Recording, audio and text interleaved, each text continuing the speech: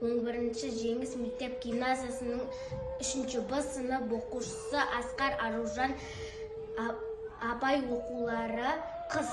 Ақ киімді, денелі, ақ сақалды, соқыр, мұқау, танымас тір жанды, үсті басы ақ қырау, түсі суық, басқан жері сықырлап келіп қалды.